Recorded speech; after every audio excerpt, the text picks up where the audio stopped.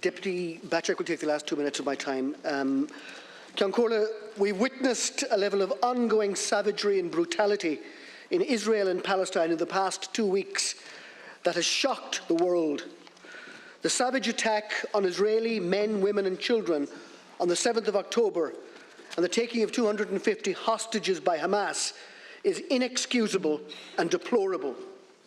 The response by Israel in the bombardment of Gaza, the levelling of whole districts and the mass killing of civilians of all ages is wrong and cannot be justified.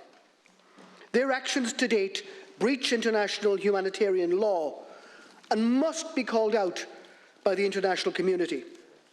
The laying siege to Gaza and withholding of water, of fuel and food for 2 million people, including 1 million children, cannot form part of any justifiable action by a democratic state. And the order to evacuate northern Gaza under threat of further bombardment, including the very young, the infirm and the elderly, has echoes of the darkest experiences of humanity. Hospitals with newborn infants and the critically ill cannot be evacuated. And hospitals, as we know, are not places of safe refuge in this particular conflict. Before last night, hospitals have been hit by Israeli munitions. But last night, we saw a new level of carnage and horror, the attack on the Al-Aqli hospital. There must be an impartial international investigation into what happened at that hospital, carried out by the International Criminal Court. And there must be, in this instance, and in all other breaches of international law, an accounting, a call for people to be held to account. There can be no impunity for any person or any organisation who commits war crimes or crimes against humanity. What happened in the past 11 days or so, of course, has not come about in a vacuum.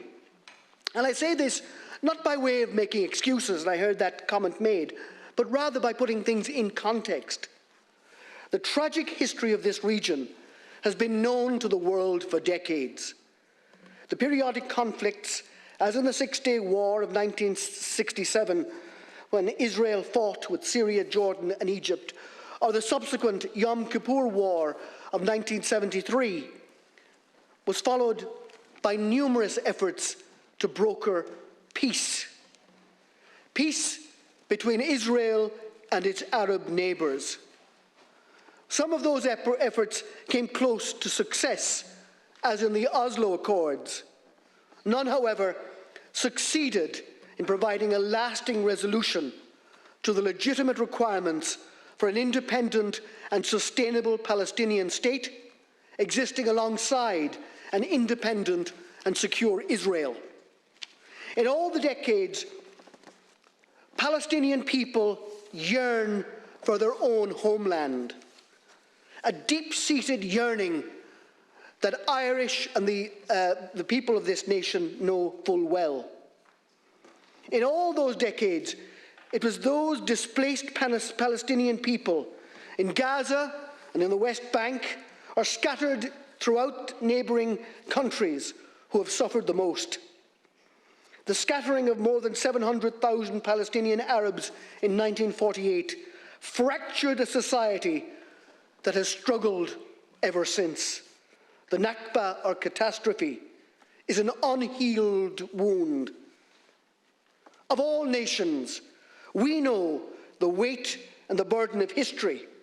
We know that wounds untreated and ignored fester and spread. We know, too, of the weight of history on the people of Israel. I had the privilege many years ago, on behalf of the Irish government, to lay a wreath at Yad Vashem and to plant a tree there. You have to understand the psyche of the Israeli people too. We had hoped in the 21st century that through negotiation and goodwill we could resolve long-standing conflicts and agree amicable accommodations.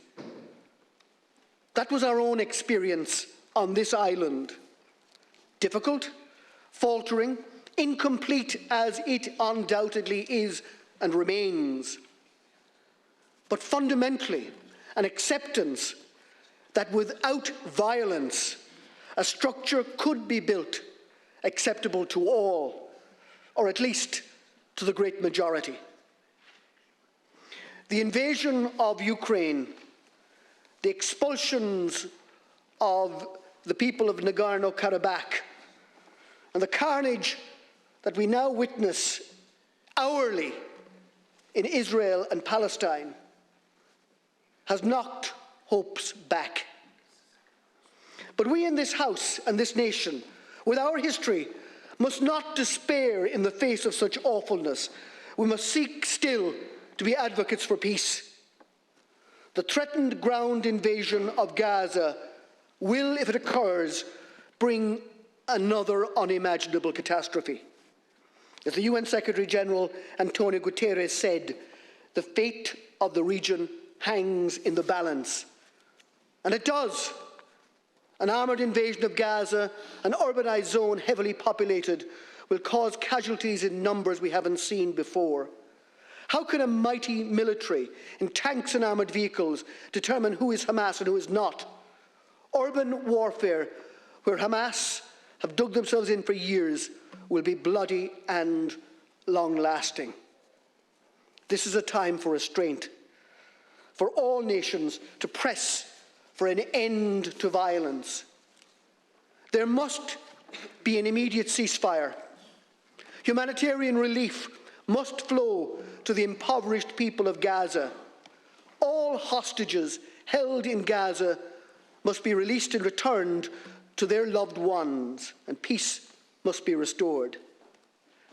Then, Ceann Comhairle, we cannot simply return to the status quo. Israel is entitled to exist within its secure borders. Equally, the state of Palestine is entitled to exist with its own security and viable borders. The international community must resolve to make this happen and apply whatever pressure that is required to bring it about. We know how difficult that will be, and we have decades of evidence to show that not achieving it will create even more chaos. The region, and much further afield, does indeed hang in the balance. Malevolent actors will want to drive matters over the precipice into chaos. Let us, a small nation, be a voice for peace, for a just future, and foremost and immediately for an end to killing.